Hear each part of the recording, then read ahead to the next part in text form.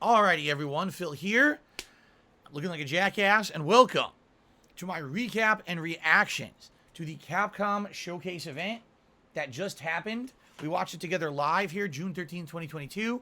It was a 35-minute long event, and they outright said at the beginning, don't expect any new game announcements. This is just us giving supplementary and additional information about our existing games. Okay? So you gotta temper your expectations here. The first entire segment, 10 minutes, was about Monster Hunter Rise Sunbreak DLC.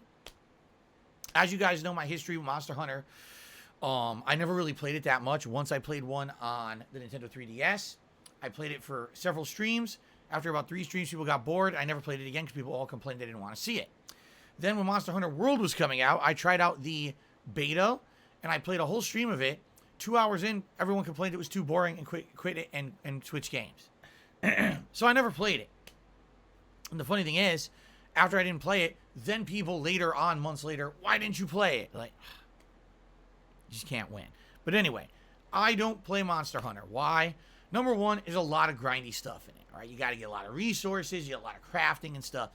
Quite frankly, I don't think that's very fun for a viewing audience. And then number two, it's a bunch of repetitive fighting of monsters. Now, if you have a team of friends you like to team up with, and each one of you plays a different class type, and if you're going to invest a lot of time into these co-op sessions, then likely Monster Hunter's great. I'm not going to hate on anyone who likes Monster Hunter. Personally, I get it. I think I understand why the franchise is popular. But for me, it just doesn't fit my content style. Okay? But the Monster Hunter Rise Sunbreak DLC is coming out. So Monster Hunter Rise, so you know, is on Steam and the Switch. It's coming out June 30th. They mentioned several different returning things, like the jungle climate will return. I guess it wasn't in their most recent games. As well as there's a new boss called the Espinas boss that's a spine-covered dragon. They announced that there will be a full demo of the game tomorrow, June 14th, available for everyone. And also, they're going to release a series of what are called free title updates that I guess are going to add tweaks to the game, new content, new features completely for free, even if you don't buy the DLC. So, there you go. For me, doesn't really affect me. Don't have much to say about it. But if you like Monster Hunter, you might think this is a good announcement. Okay? All right. The first thing that they really talked about that I was interested in, they said Street Fighter 6 and didn't really say anything new at all. They just kind of ran the trailer they'd already run. So, all right. Capcom Fighting Collection comes out in 11 days. I am very excited for this. For those who don't know what this collection is, it has all the different versions of the Darkstalkers fighting game franchise, which is the one that features all these classic monsters like Frankenstein versus a vampire versus a mummy. Yes, you could do that in Darkstalkers, okay?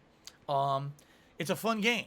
I've never really played it that seriously competitively, but I liked them back in the day in arcades, and there actually was a Darkstalkers Resurrection collection that had come out at one point that I bought and played for a little bit. So it's a good franchise. Now, there's 10 versions of the game. Likely only 1 or 2 are going to end up getting played competitively because you don't want to play the earlier ones. You want to play the most recent ones. Plus, this collection has other games like Red Earth, Cyberbots, Gem Fighter Mini Mix, Super Puzzle Fighter 2 Turbo, and the one that I'm interested in the most, Hyper Street Fighter 2 Anniversary Edition, which is an amalgamation of all the different versions of Street Fighter 2 into one game. So you can play as the original World Warrior version of Ryu against the Super Turbo version of Blanca, with all their differences between combat, how much damage output, dizzies, super meters, and all of that, okay?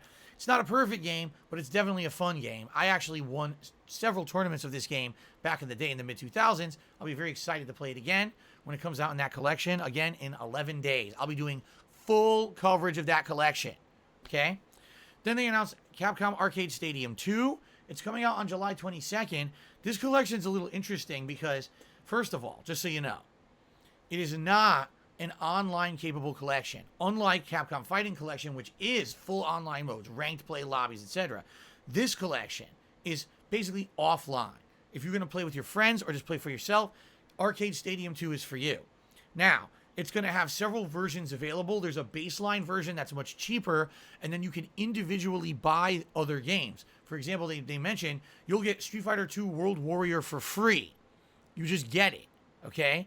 But if you want the other versions of Street Fighter 2, then you have to buy them piecemeal. There's also Street Fighter Alpha 1, 2, and 3 in this collection, okay? So, it's an interesting concept. What if you're interested in buying a bunch of old school fighting games, but you don't care about the beat 'em ups or the shooters? You could do that. Or you can buy them all for one flat price. There's a flat rate price that I guess includes all of the games in this collection. Okay? Now, I'm not exactly sure 100% of the games that are in here. However, I do have to admit, it's a little disappointing, and here's why. There's a game in there called Saturday Night Slam Masters. This is a wrestling game. It's the only pro wrestling game Capcom ever made. It features Mike Hagar from the Final Fight series and later on Marvel vs. Capcom series, plus other cool characters and wrestlers. It's a great game to play against people, but it's a single-player game here because there's no online. This collection screams give online, and if they put online into it, this collection would be worth like a lot of money. Seriously, to be able to play all those games online would be sweet as hell. But sadly, it's just not available online. So I guess if you have friends, right, who want to play offline these games with you, great. But outside of that, I kind of feel like, like this is something I'm probably skipping. I don't see the point in me getting it because I don't really want to just play against the computer all day, you know? Okay. Continuing on, there was a big segment about Exoprimal. So this is the co-op dinosaur combat game. When it first was announced a little while ago, people were like, is this Dino Crisis? No, not really. But it seems like it may be something interesting. When they showed this, it blew my mind. So first of all, this isn't like you're fighting one or two dinosaurs. There's segments where there's like hundreds of swarming dinosaurs coming towards you, and you're opening fire with chain guns and lasers and missiles to kill them all, hold them back. And I'm like, that really reminds me of a game that I played a very long time ago called Earth Defense Force, where you team up with others in a cooperative military-style shooter game to kill all these insects that are coming at you. Giant mutated invading alien insects, right? So I kind of got that vibe from it. But then they continued on. They said, no, there's other modes. There's one called Dino Survival Mode. Now, this is team versus team, 2 teams of 5 players, and you complete objectives. For example, kill a certain dinosaur, kill it in a certain amount of time. Move an objective through a stage defending it from dinosaurs and other enemies. I'm like, wait a minute. This is Overwatch. Like, it's literally 2 teams completing objectives. Yes, the objectives could be very different from Overwatch, but it's definitely still the premise of a game like Overwatch. So not only will this game have almost like EDF vibes, but also Overwatch vibes, all right? So they explained that basically this Dino Survival is the mode that has a story, and as you play through it, you'll level your characters up in an RPG-style fashion where you'll get more experience points, more abilities to level up and get different things you can do in the combat. Then they talk about some of the exosuits, which is basically just classes. First is called Barrage, and this looks like a pyro class where you can do like flames and grenades and explosions. Then they say there's another class that's, the sniper. He's a sniper rifle. He's like kind of invisible and he runs around sniping things. It's like, yeah, it's kind of like Team Fortress. It's kind of like Overwatch. You know, you kind of played that style of game before. They said there will be a closed network test, but they didn't say when. If you want to register for that, go to exoprimal.com to get a chance to be in it. And they said the game will fully be coming out in 2023. Now, I'm interested in this game. However, I'm curious, right? How fun would this be if you don't have a dedicated group of friends to play with, right? If you're playing through this Dino Survival mode and you have to be in a team of 5 people, would it be fun to team up with randoms and just try to do it and see the story unfold? Or is this something where you really want a dedicated group to be working together in tandem and communicating? And is it drop in, drop out fun? Or is it really just you have to have a really great team? I don't know. Can't really get that vibe yet. I'll be honest with you. I thought it looked fun. I thought it looked like silly fun. Is it meant to be taken seriously? No. But it seems like the kind of game that you could maybe have some good fun with. One day you just jump in for a couple hours blasting dinos, right? Seems interesting to me. But I don't know about longevity. And what I mean by that is maybe this is a game you play through once, you're done. You'll never play it again. All right? You play it 1 week and all right, kind of saw everything and then you drop it. Does it have longevity? How long will the story be? How many modes actually are in it? Or is there only like 5 modes? You know what I mean? So I think we need more info. But face value, not bad. Looks interesting to me. I'm not sold. At the same time, it looks interesting. It looks fun. Okay. Then there was a 10th anniversary of Dragon's Dogma kind of celebration. They said, the official anniversary was last week. And they said there will be a special video releasing to celebrate the anniversary soon. And I was like, I wonder why they would do that. And then someone basically told me that there was a leak a couple months ago that it sounds like they actually will be releasing a Dragon's Dogma 2 at some point. Now, I'm kind of surprised because Monster Hunter has done so well. And Monster Hunter is kind of the same premise where you're running around, you're jumping on giant monsters and fighting them. Dragon's Dogma is a little different. You have an AI-controlled party who you level up, and they all serve a role in combat. And also, you fight a lot of little minions and enemies as well. It's not just about the big boss fights. While Monster Hunter is focused on the big boss fights, right? So if there really is a Dragon's Dogma 2 coming out, I'd be stoked. I'd be very excited. I'd want to check it out. But this didn't say anything about it. All they announced was the 10th anniversary video coming soon, and that was it. Then on to what would be the giant meat of the show, the last like 15, 20 minutes, all about Resident Evil. The first announcement is that Resident Evil Village is getting, get this, a story expansion that's essentially a sequel. Okay? So, the story expansion takes place 16 years later from the end of the events of Resident Evil 8. You play as Rose, the daughter of Ethan. She's grown up, and she has decided that she wants to try to find a way to stop these powers she has. Apparently, in life growing up, she's an outcast because she has these powers and she feels weird, and she wants to find a way to get rid of them. So she goes inside of the Metasite, I think they call it, which is the creature, you know, the weird creature that has all these superpowers in Resident Evil 8. And basically, there's a virtual world in there that she goes in, and she meets a clone of herself. And she's like, is that a clone? Is it a twin? It's not clear yet. Then the world starts to contort and change around her and try to kill her. So it's survival, but it's also her trying to find answers on, is there a way that she can become normal and not be this superpowered being because of the mold spore that's kind of in her DNA. At the very same time, it's revealed that vendor character, you remember who it was. What was he called? The General or whatever he was called in Resident Evil 8, the one that always helped Ethan. Apparently in this game, he's a villain. They show him raising creatures out of the ground and sending them after her. All right? That's an interesting twist, right? Now, also it's announced this DLC is all third person. Unlike Resident Evil 7 and 8, it's a third person perspective, okay? So there you have it. Interesting. I'm excited. I'm stoked. It's going to be called Shadows of Rose. But wait, there's more. Because alongside this DLC being released, Mercenaries is returning to Resident Evil. There was no Mercenaries mode present in Resident Evil 8.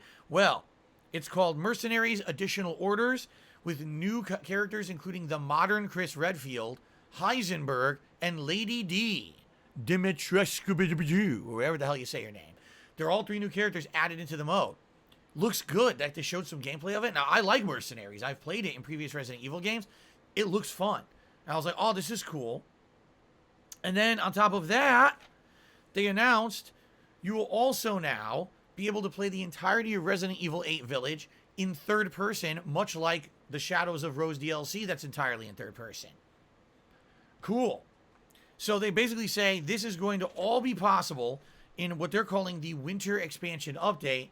Funny enough, they're not releasing it in the winter. They're releasing it on October 28th, just in time for Halloween. Okay? That's pretty neat. And then on top of that, they said Reverse. You know, that mode that was supposed to be at launch of Resident Evil 8 and got delayed, and never released. It's finally officially coming out also alongside this collection on October 28th. So October 28th is like Resident Evil Day. Okay? The one thing they didn't mention, they didn't say how much it's going to cost. A little disappointed. It would have been nice if they said, it's $30 or whatever, and then you at least know.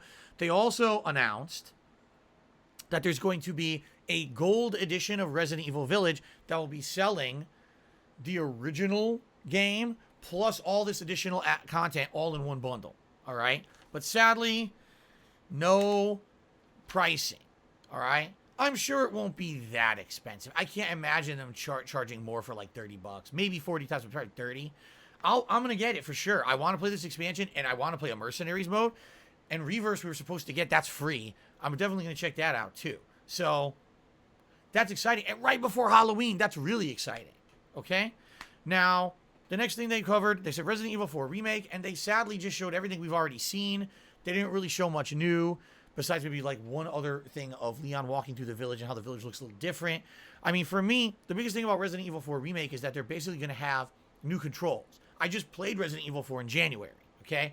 The controls leave something to be desired, especially with the speed that you can aim and fire, although that adds to the tenseness of the game, really, because you can't really aim and fire fast, but maybe this is going to be more modernized. Everything's going to be fast and responsive. You'll probably have a dodge button, which you didn't have in Resident Evil 4.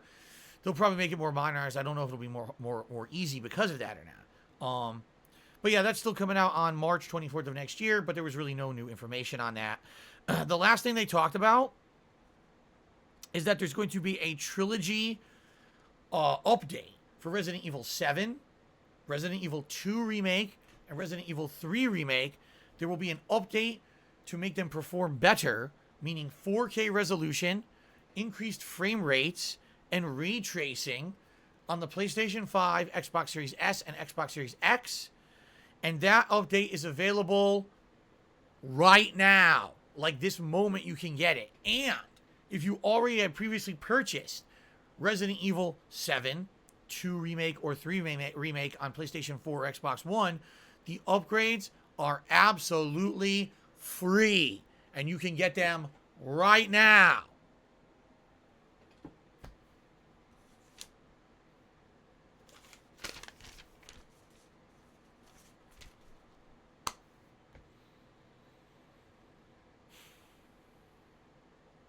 Okay, so that was the showcase. Overall, I do feel like sadly a whole segment was lost on me because I just don't care about Monster Hunter. If you're into Monster Hunter, you probably really liked the first segment. The first 10 minutes was all about this new expansion coming out in just a couple of weeks. For me, it was like whoop right over my head. I don't really care about Monster Hunter Rise at all.